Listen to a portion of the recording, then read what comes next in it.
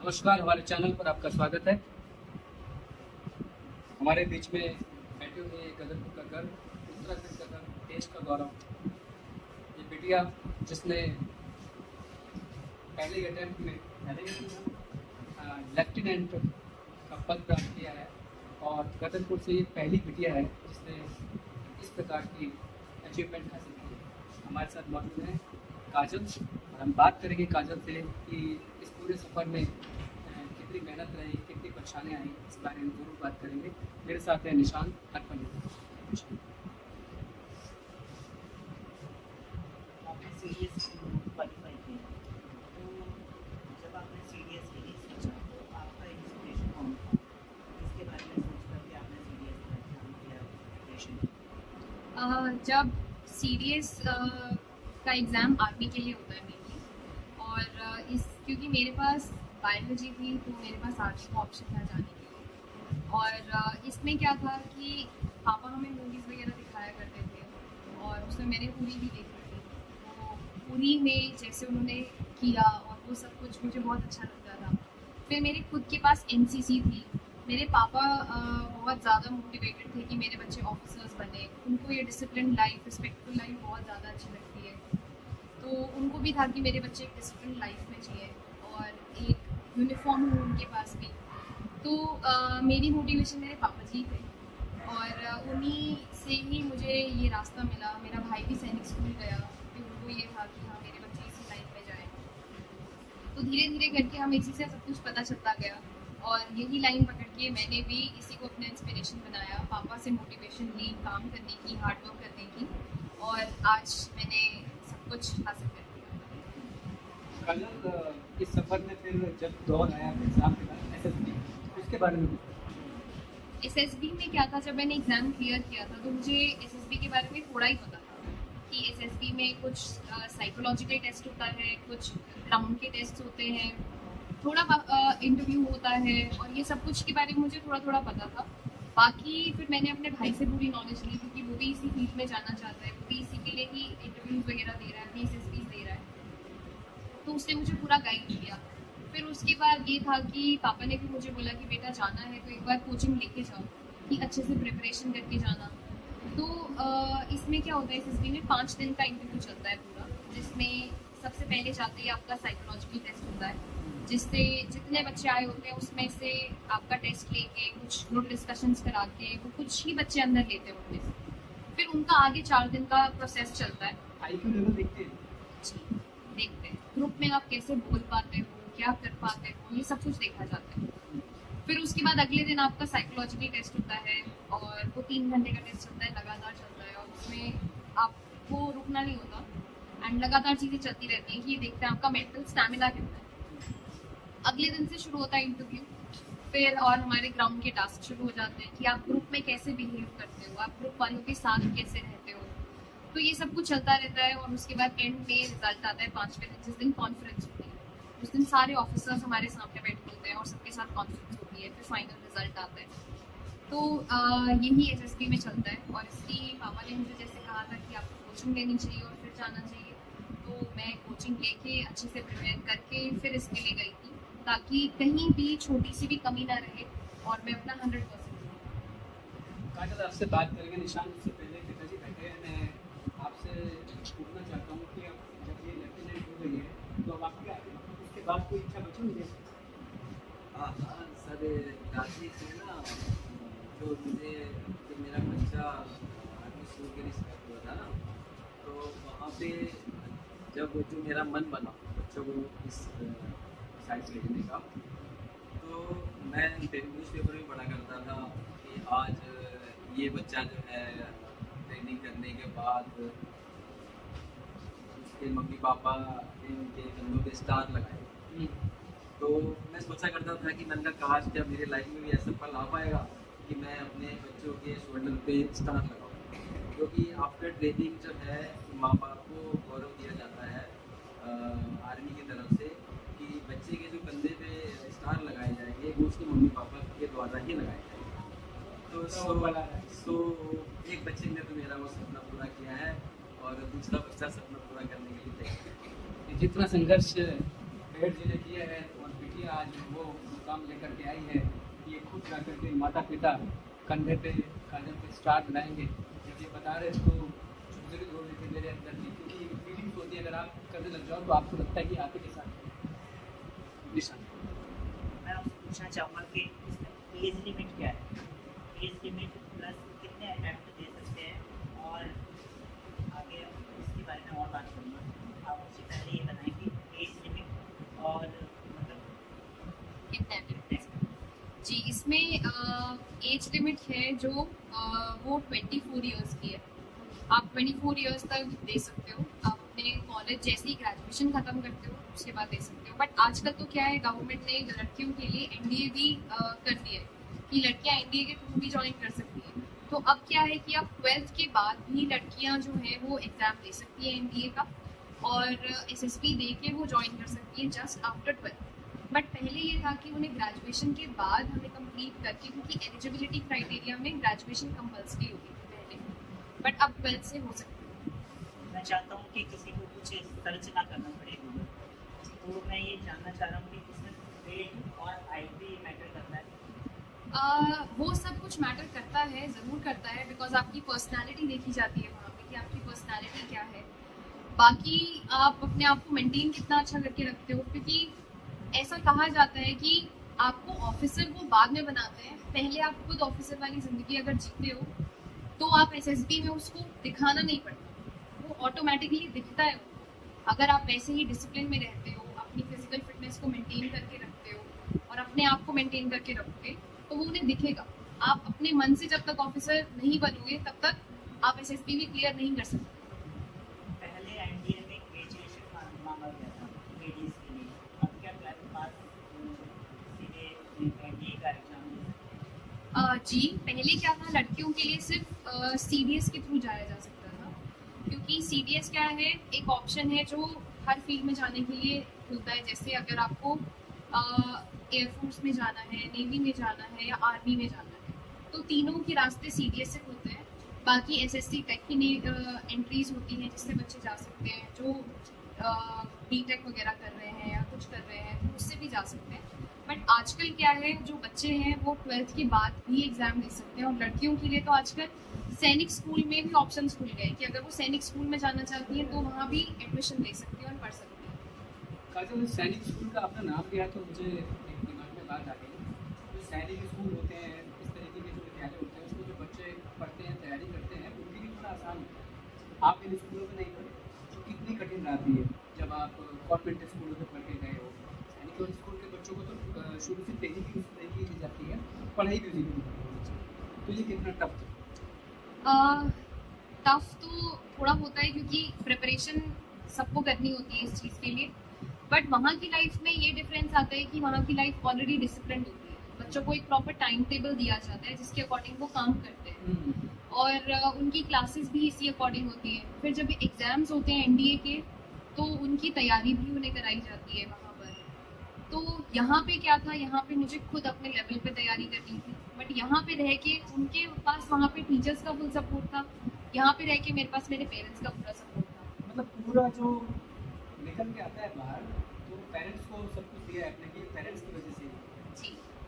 अच्छा, एक चीज़ और कि ये जो फौज की सर्विस होती है, जैसे हमने सुना है कि 15 साल या 16 साल कुछ ऐसे होता है, उसके बाद टीआरएस भी ले सकते हैं या आगे भी इसमें फ्यूचर होता है। तो आपने क्या सोच रखा है इस बारे में?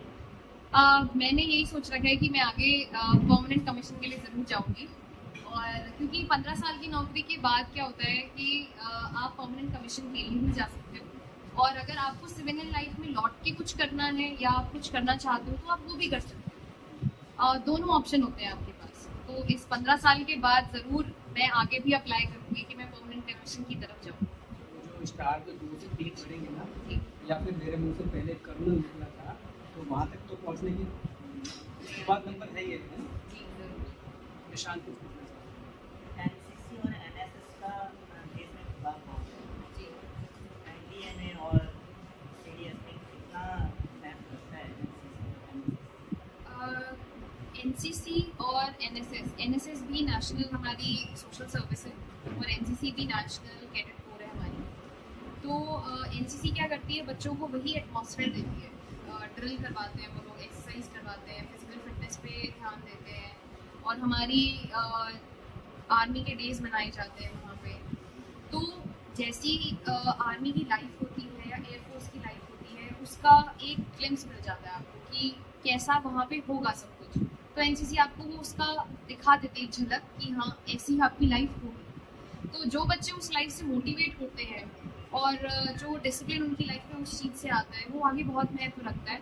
और उसके बाद ये चीज़ें आपको एग्जाम्स में भी आगे मदद करती है। जैसे अगर बच्चे बी सर्टिफिकेट और सी सर्टिफिकेट मेनली कंप्लीट कर लेते हैं ना, तो उसके बाद एनसीसी के थ्रू भी एंट्रीज होती हैं जो आगे हम डायरेक्ट एंट्री एसएसबी के लिए जा सकते हैं, और डायरेक्टली इंटरव्यू देके भी हम क्लियर कर सकते हैं, उसकी भी सीट्स होती है। बाकी अगर आप इंटरव्यू में बताओ कि आप एनसीसी से हो तो ही सीट्स मतलब बेनिफिट मिलता है इस चीज़ का कि हाँ आपने ये सब चीज़ें पहले से कर रखी हैं। अच्छा काजल,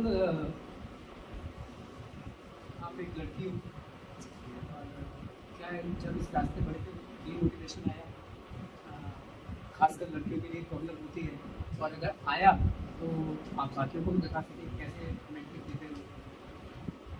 डीमोटिवेशन ऑफ कोर्स आता है सबकी लाइफ में। जैसे आप देखते होंगे बच्चे आईएएस के लिए भी प्रिपेयर करते हैं, आईपीएस के लिए भी प्रिपेयर करते हैं, तो उनका भी क्या होता है, एग्जाम एक बार नहीं क्लियर होता, 2 बार नहीं क्लियर होता, तो डीमोटिवेशन सबको होती है। तो ऐसा ही मेरे साथ भी हुआ था, क्योंकि मेरा एग्ज़ाम भी 24 की एज हो चुकी है मेरी भी, और अब मेरा एग्ज़ाम क्लियर हुआ था फाइनली, और उसके बाद मैंने अपनी एसएसबी ली है। तो मैं कॉलेज के बाद से मैं भी ट्राई कर रही थी कि एग्ज़ाम देना है और क्लियर करना है इसे। थोड़ा डीमोटिवेशन होता है बीच में, बट लोग भी करते हैं। लोग इसीलिए करते हैं कि आप अगर इस फील्ड में नहीं हो रहा है, अब एज लिमिट ख़त्म हो रही है, तो देख लो कुछ और भी साथ में करना शुरू कर दो कि आगे इंटरडिपेंडेंट नहीं रहना पड़ेगा, कुछ करना शुरू करो, साइड में कुछ ऑप्शन ज़रूर होना चाहिए। तो ये सब बातें आती हैं, बट अपनी विल पावर स्ट्रॉन्ग रखनी चाहिए और अपने आप पे एक भरोसा रखना चाहिए कि हाँ आप ये कर सकते हैं। चलिए, इससे जुड़े हुए आपकी मम्मी बैठी है, उनसे भी कुछ पूछना चाहूँगा कि आप ये बताइए कि जब काजल तैयारी कर रही थी उस वक्त क्या नज़दीक के लोग, अड़ोसी पड़ोसी रिश्तेदार कुछ भी क्या ऐसा कहा कि किस रास्ते जान रहे हो इसे नहीं करना चाहिए, ऐसी कुछ बात आई? मैं सच बताऊँ, हमने ज़्यादा किसी से ये बात शेयर की नहीं है, लेकिन उनको ये पता था कि बच्चे हमारे पढ़ रहे हैं, इस लेवल में हैं। तो कई लोग ऐसे कहते थे कि हमारी बेटी का तो प्लेसमेंट हो गया, उनका ये हो गया, उसकी भी जॉब लग गई। तो 2-4 लोगों ने ऐसे कहा, तो मन में थोड़ा सा आया कि बच्चों की अब एज भी होती जा रही है, लेकिन ये था कि भरोसा था और चुप रहे, किसी से कुछ नहीं कहा। वो सब मालिक से अरदास कर रही थी और उनके साथ लगी रही थी, और वो हमारे सामने थे। गुपचुप पढ़ा रहा है, नजर ही न लगे किसी को, बच्चों को नजर से बचाया। कौन कौन सी काजल बुक्स लगती है, क्या पढ़ते हैं इसमें, मतलब आखिर में पढ़ाई किसको होती होगी अलग? इसमें जो हम पढ़ते हैं, बाकी सिलेबस हमारा वही होता है, जैसे 6 to 10 तक की हमारी जो NCERTs होती है, वो सब पढ़नी पड़ती है, क्योंकि वो सारे सब्जेक्ट्स हमारे होते हैं इसमें। जैसे इंग्लिश होता है, इंग्लिश का 2 पेपर्स होते हैं इसमें मेनली एग्जाम में, एक होता है इंग्लिश का और एक होता है अलग से GS general studies. General studies में बाकी सारे सब्जेक्ट्स आते हैं, जैसे SST हो गया, पॉलिटी, और हमारा साइंस हो गया, फिर करंट अफेयर्स हो गए, ये सब सब्जेक्ट इसमें होते हैं। तो हमें सारे सब्जेक्ट्स पढ़ने पड़ते हैं इसके लिए, और इंग्लिश पे अपना मेनली ध्यान रखना पड़ता है। हिस्ट्री, पॉलिटिकल साइंस इस टाइप के सब्जेक्ट्स होते हैं? सभी सब्जेक्ट्स होते हैं, SST के अंदर सब आता है, हिस्ट्री, ज्योग्राफी, सिविक्स, इकोनॉमिक्स, तो ये चारों सब्जेक्ट्स तो SST के ही हो गए। बाकी साइंस हो गया, साइंस में भी फिजिक्स, केमिस्ट्री, बायोलॉजी, उसके बाद GK, आपकी करंट अफेयर्स कितनी अच्छी है, तो ये सभी एक ही पेपर बनता है इसका GS का। अच्छा, बचपन में काजल कौन सा सब्जेक्ट में सबसे ज़्यादा तेज थी? मेरे जो मेरा फेवरेट सब्जेक्ट था वो साइंस था। वो है इसमें? जी ज़रूर है, और साइंस मेरा फेवरेट सब्जेक्ट था, और ये है इसमें। बाकी क्या था कि वीकेस्ट सब्जेक्ट? मेरा वीक जो पॉइंट था मेरा थोड़ा वो मैथ्स में था। बाकी लकीली एग्ज़ाम में मेरे लिए, क्योंकि मैं साइंस बैकग्राउंड से थी जिसमें बायोलॉजी थी, तो मेरे लिए इसमें मैथ्स का ऑप्शन नहीं था। और जो बच्चे मैथ्स बैकग्राउंड से होते हैं उनके पास एक और ऑप्शन होता है कि वो IU में जा सकते हैं, ठीक है, और नेवी में जा सकते हैं, उनके लिए मैथ्स का पेपर भी होता है। बट अगर आपको मैथ्स नहीं करनी है तो इसमें OTE का ऑप्शन भी होता है, जिसमें मैथ्स का पेपर नहीं होता। वो ऑफिसर्स ट्रेनिंग अकेडमी है जिसमें आप आर्मी ज्वाइन कर सकते हो, तो उसमें मैथ्स का पेपर नहीं चाहिए। निशान। मैं कोई क्वेश्चन पूछने से पहले एक बार आपसे ये जानना चाहूँगा कि आपके ब्रदर जी। कौन से स्कूल से स्टडी करते हैं? मेरा भाई अभी फ़िलहाल एमएससी कर रहा है। हाँ जी, वो मैथ्स में कर रहा है एमएससी, और वो भी एक डिफेंस एस्पिरेंट है, वो भी इसी फील्ड में जाना चाहता क्या वो सैलरी से है। जी जी। जब 8th में थे हम लोग, तो हमें पता चला कि 9th में एडमिशन होते हैं सैनिक स्कूल। तो हमारे उत्तराखंड से सिर्फ 80 सीट्स थी उस टाइम पे, तो तब 9th में इसने एडमिशन लिया था वहाँ पे, और अपनी 9th 10th वहीं से।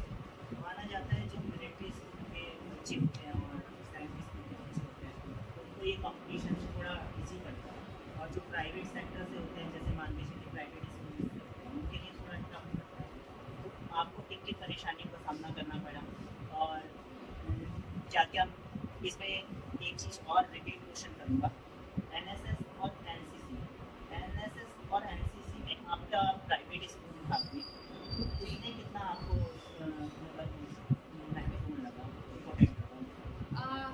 जैसे मैंने पहले भी बताया था, सैनिक स्कूल में क्या होता है, पूरा डिसिप्लिन होता है, और वो लोग फिजिकली भी आपको बहुत स्ट्रॉन्ग बना देते हैं। और हमारे स्कूल्स में क्या होता है, गेम्स के पीरियड तो ज़रूर होते हैं, बट इतनी फिजिकल एक्सरसाइज नहीं होती है। तो यहाँ पे फिजिकल एक्सरसाइज में मुझे थोड़ी सी प्रॉब्लम आई थी अपने आप को फिट करने में, तो मैंने उस पर भी ध्यान दिया अपना, और अपने आप को फिजिकली थोड़ा स्ट्रॉन्ग बनाया, अपनी पर्सनैलिटी को डेवलप किया।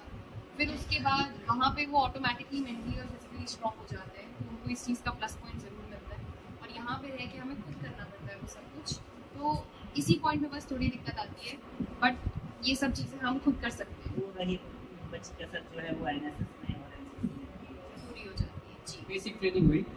तो एक चीज़ और लेता हूँ काजल, मैं बताना चाहता हूँ कि आज जो हम इंटरव्यू काजल का ले रहे हैं, कल जब ये ट्रेनिंग में चली जाएगी और ये अपने स्टार बना लेंगे, उसके बाद हम जनरली इस प्रकार के इंटरव्यू नहीं ले सकते हैं, क्योंकि फौज का अपना एक दायरा होता है, उसके बाहर नहीं जाते। तो उससे पहले ही मैं पूछ लेता हूँ काजल, वो जो फौजी होते हैं वो जंप करते हैं, अपनी हाइट पे जाते हैं, वॉल पे चढ़ते हैं, लॉन्ग जंप होती है, वो पौड़ी के बल वो पत्थरों पे चलते हैं, वो काजल को भी करना पड़ेगा, है ना। तो वो ट्रेनिंग आपकी आने जा रही है, बहुत टफ ट्रेनिंग होने वाली है। तो ऐसे जो स्ट्रॉन्ग पर्सन होते हैं, तो मैं थोड़ा सा अलग जा रहा हूँ, थोड़ा रैपिड फायर टाइप का है कि ऐसे बच्चे जो हैं जो अब ऐसे निकल गए हैं, तो मैं पूछना चाहूँगा कुछ अलग, इससे अलग कि काजल को खाने में क्या पसंद मुझे खाने में थोड़े फ्रूट्स पसंद है, बट सबसे फेवरेट जो मेरा खाना है वो छोले भटूरे हैं। है? अच्छा, तो एक तरफ एसिडिक भी है और एक तरफ अल्कलाइन भी है, तो एसिडिक खाया और साथ में अल्कलाइन खा लिया, बैलेंस बराबर। काजल को किस तरीके की हॉबी क्या है, मतलब क्या पसंद है, डांस करना, नाचना गाना, कुछ ऐसा है?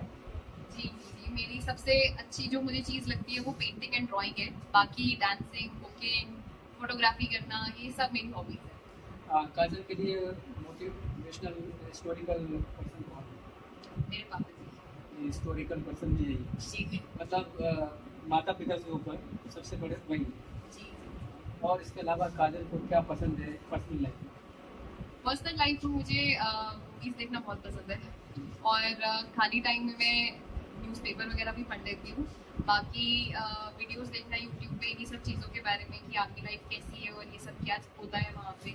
फिर अपने जियो पॉलिटिकल वर्ल्ड में क्या चल रहा है, मतलब आसपास कंट्रीज में क्या चल रहा है, इंडिया के रिलेशंस कैसे हैं उनके साथ, और अपने आप को अवेयर रखना इन चीज़ों से, तो ये सब कुछ मुझे पसंद है। काजल, ये जो तुमने अभी भी बताया, तो मतलब पॉलिटिकल जो इशूज़ हैं उस पर भी आप ध्यान देते हो, तो इसका मतलब इसमें भी जानकारी रखते हो, तो इन फ्यूचर आफ्टर जॉब, तो क्योंकि जनरली जो मेजर या कर्नल या इस तरह की रैंक के लोग होते हैं, वो बाद में देश सेवा तो करते हैं, तो देश सेवा का दूसरा रास्ता भी उन्हें मिलता है, वो पॉलिटिक्स है। तो फैमिली में पुराने पॉलिटिशियन रहते भी हुए हैं, तो क्या है आगे कुछ मन में है? एज सच मैंने अभी ये सब कुछ सोचा नहीं है, क्योंकि यही लाइन मैंने पकड़ी है तो मैं इसी लाइन में आगे जाना चाहूँगी, बट मेरा पर्सनली जो व्यू है, मैं पॉलिटिक्स से दूर रहना चाहती हूँ Nice और shot. फिर कुछ करना चाहती हूँ। इसीलिए वो क्या बोलते हैं, पावर देखी जाती है, फिर वो है काजल, कुछ कहना चाहूँगी? ये नानी जी आपकी जी। अभी थोड़ी देर पहले हमने जब आपका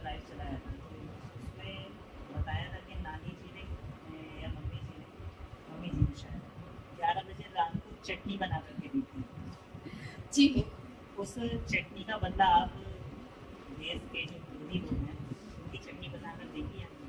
जरूर जरूर, ये तो काम है देश की सेवा करना, देश को प्रोटेक्ट करके रखना, और हम तो उनकी सिक्योरिटी के लिए जा रहे हैं ऑफ कोर्स, तो जरूर। काजल, आपके फूफा जी की बात आ गई तो उन्होंने अभी देश के ऊपर बलिदान होने तक का संदेश दे दिया, तो ऐसी नौबत आती है और क्या जी नहीं?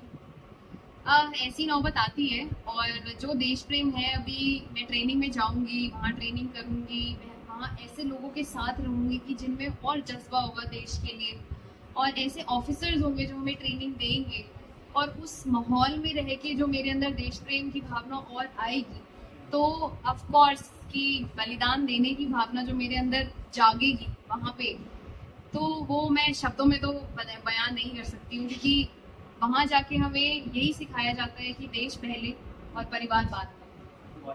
काजल, इंटरव्यू थोड़ा लंबा हो रहा है, लेकिन एक बात किसी बात में आ गई तो पूछ लेता चाहता हूँ कि चाइना से जो हमारे जो इस समय रिलेशन है, आप पढ़ रहे हो, जी जी जी। वो बहुत अच्छे नहीं हैं और हम कहीं ना कहीं वार में हैं। और इसके साथ पाकिस्तान और चाइना के जो आपस में जो मेल मिलाप चल रहा है, और पाकिस्तान ने जो चाइना ने जो कॉरिडोर बनाया है जी पाकिस्तान के अंदर, जिसका कर्जा भी नहीं दे पा रहा है, तो कहीं ना कहीं पाकिस्तान जो कैप्चर होने वाला है चाइना के साथ। और हमारे जो रक्षा मंत्री हैं और जो हमारे रक्षा सचिव जो हैं, वो लगातार बयान दे रहे हैं हमारे संबंध अच्छे नहीं हैं। तो आगे आप क्या संभावना देख रहे हैं? ऐसा तो दिख रहा है कि वॉर में हम बदल सकता है, क्या देखते हैं? ये सारे रिलेशंस जो हैं वो थोड़े से बिगड़ रहे हैं, बिकॉज चाइना क्या है, आजकल कोशिश कर रहा है कि वो अपनी पावर को बढ़ाए, वो अपनी पावर को हर जगह फैलाना चाहता है। और जो आपने कॉरिडोर की बात करी, वो ऐसे ही हर कंट्रीज़ में जाके और उन्हें कोई ना कोई प्रोजेक्ट देता है जिसके अंडर वो लोग मतलब डेप्थ में आ जाते हैं, और फिर वो कंट्री उनके अंडर ही चली जाती है ऑलमोस्ट। तो ये संभावनाएं हर जगह बढ़ रही हैं। बाकी अगर हम देखें तो हमारी इंडिया क्या है, एक न्यूट्रल कंट्री है अभी, और हम सब ने नाटो वगैरह को ज्वाइन नहीं कर रखा है, और हमारे पास अपना एक स्टैंड है। और इंडिया के पास बहुत अच्छे ऑफिशियल्स भी हैं जो बात करके, जैसे एस जयशंकर हैं हमारे, तो वो बात करके और ये सब चीज़ों को, और इंडिया भी अपनी जो डिफेंस है और इन सब चीज़ों को इतनी तेज़ी से डेवलप कर रहा है, इतने नए वेपन्स भी बना रहा है कि इंडिया किसी से पीछे रहने वाला तो नहीं है। वॉर हो जाए तो एक लेफ्टिनेंट क्या सोचता है, जैसे एक सिपाही है फौज का, उसको सिर्फ एक ही चीज़ पता है, बॉर्डर पे जाना है, और मरना है, मारना है। एक लेफ्टिनेंट की सोच क्या होती है? अपने देश को जिताना। तो एक फिल्म में निशांत, एक फिल्म में एक डायलॉग था, उसमें कोई कह रहा था, मुझे ना फिल्म में याद है, लेकिन वो मुझे याद है कि कोई कहते थे कि देश के लिए मरना बेवकूफ़ी है, देश के लिए जान देना बेवकूफ़ी है, देश के लिए जान देना समझता है। तो ऐसा ही कुछ आंसर दे रही है, डिप्लोमेटिक है ये, पॉलिटिक्स में भी जाएंगे फिलहाल ऐसा लगता है, मतलब मैं इंतजार कर रहा हूँ, हो भी सकता है। तो लास्ट में निशान,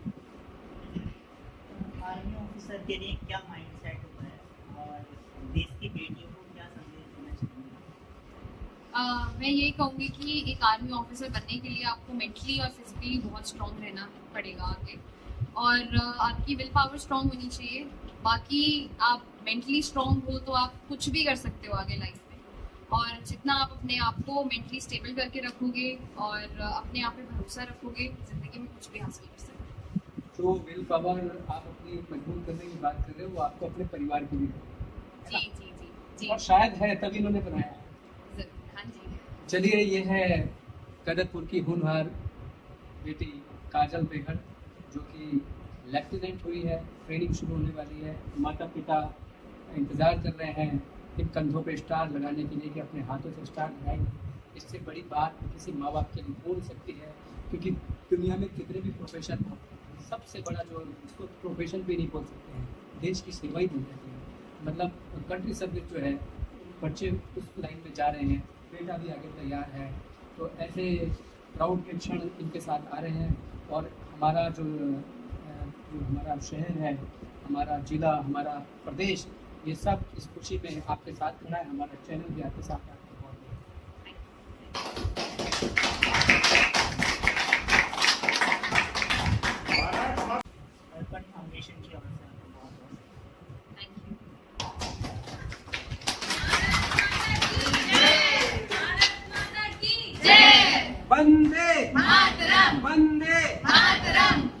माता की जय।